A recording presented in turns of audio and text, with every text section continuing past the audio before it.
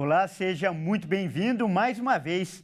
É muito bom estar em sua companhia. E a partir de agora você acompanha comigo as notícias do Brasil e do mundo. E eu vou começar com notícias de Brasília. Olha só, o governo federal finaliza as medidas para o chamado pacote de crédito. Existe a expectativa de que os primeiros anúncios possam acontecer ainda nesta semana. O Ministério da Fazenda confirmou que o governo está finalizando as propostas para o anúncio das primeiras medidas do chamado pacote de crédito.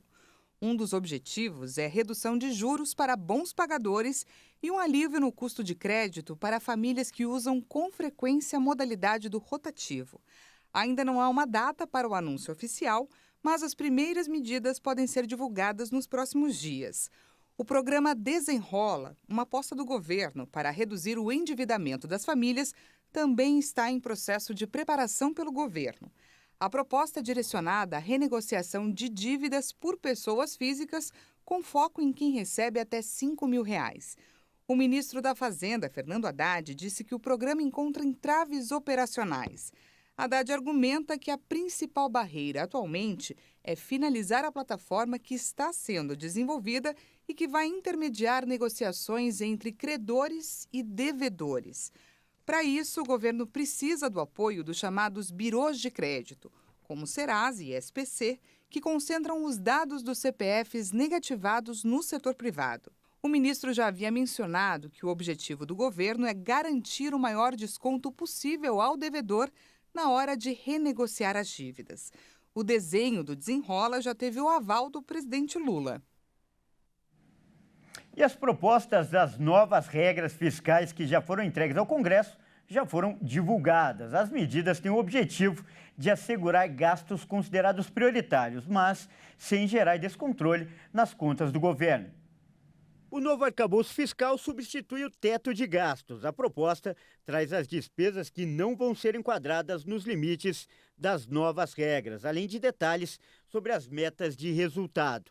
A intenção é controlar as despesas públicas e sair do vermelho sem tirar dinheiro das áreas que considera essenciais, como saúde, educação e segurança, e também garantir recursos para investir em obras e projetos que ajudem a economia a crescer. Pela proposta atualizada, o governo prevê que o projeto de lei de diretrizes orçamentárias contenha o chamado anexo de metas fiscais, que deve incluir metas anuais para o resultado primário do governo, os orçamentos fiscal e da Seguridade Social e seus intervalos de tolerância.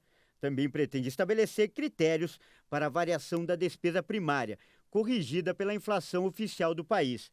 O novo intervalo de correção deve permitir que as despesas do governo tenham um avanço real acima da inflação, de 2,3%.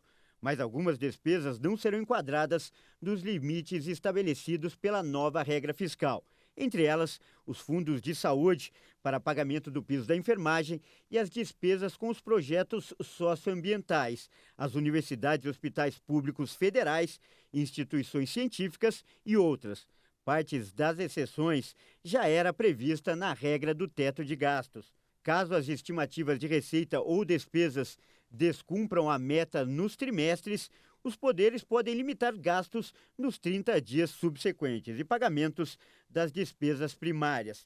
Com o arcabouço fiscal, o governo espera dar previsibilidade para os gastos, reduzir os juros do país e, assim, controlar a trajetória da dívida pública.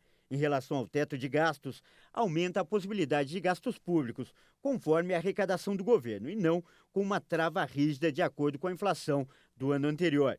As novas regras fiscais passam a valer assim que o projeto for aprovado pelo Congresso Nacional, com maioria absoluta de votos favoráveis, de 257 votos na Câmara dos Deputados e 41 votos no Senado. E após receber o projeto do novo arcabouço, o presidente da Câmara, Arthur Lira, disse que tem confiança plena de que o texto terá um bom resultado no Congresso. O Lira falou com a imprensa após a reunião que quer o texto votado na Casa até o dia 10 de maio. E eu mudo de assunto agora para falar de saúde. O Ministério da Saúde anunciou que vai começar a distribuir medicamentos que estão perto de perder a validade. Um relatório apontou que desde 2019 o país perdeu mais de 2 bilhões de reais em medicamentos, vacinas e outros insumos. Os medicamentos que estão perto de perder a validade vão ser distribuídos pelo governo federal ainda neste semestre. A lista inclui pelo menos 63 tipos de medicamentos, alguns usados no tratamento de doenças graves. Um relatório da Comissão de Fiscalização Financeira e Controle da Câmara dos Deputados mostrou que desde 2019 o país desperdiçou 2 bilhões e 200 milhões de reais em medicamentos, vacinas e outros insumos. O material foi comprado pelo Ministério da Saúde, armazenado e descartado porque perdeu a validade. E, segundo a comissão, há 75 milhões de itens a vencer. Por conta disso, o Ministério da Saúde agora vai elaborar um plano para distribuir, com prioridade, os milhões de medicamentos que estão prestes a perder a validade. Na lista estão insumos que vencem até o fim de julho. Só de medicamentos são 63 tipos, incluindo alguns usados no tratamento de doenças graves e doenças crônicas, além de 16 diferentes vacinas, que rendem mais de 1.600.000 doses de 14 insumos, como kits para diagnósticos de dengue e sarampo.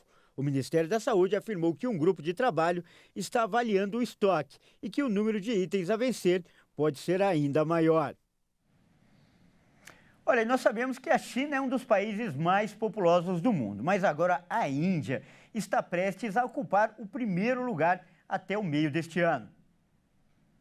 Segundo cálculos da Organização das Nações Unidas, a estimativa é que a Índia passe a ter quase 2 bilhões de pessoas em meados de 2023, 3 milhões a mais que a China. Essa é a primeira vez que a população chinesa será ultrapassada por outra nação. Juntos, os dois países respondem por mais de 1/3 da população mundial, de 8 bilhões de pessoas. Mas os fatores não têm relação com a economia, tanto que os Estados Unidos, um dos países com maior poder econômico, ocupa o 3º lugar no ranking. Esses dados foram mostrados no relatório do Estado da População Mundial, divulgado recentemente. Mesmo com o crescimento nas populações, Índia e China apresentam uma redução no aumento populacional. Em 2022, a China registrou diminuição no número de cidadãos depois de 6 décadas. Países como a Índia, a China e o Brasil estão apresentando crescimento populacional muito rápido, mas menor do que o que era registrado na década anterior. Segundo o diretor da Agência da ONU de População na Índia, países em ascensão de seus residentes, os números de cidadãos não devem provocar ansiedade ou alarme. Em vez disso, devem ser vistos como um símbolo de progresso, desenvolvimento e aspirações, se os direitos e escolhas individuais estiverem sendo respeitados.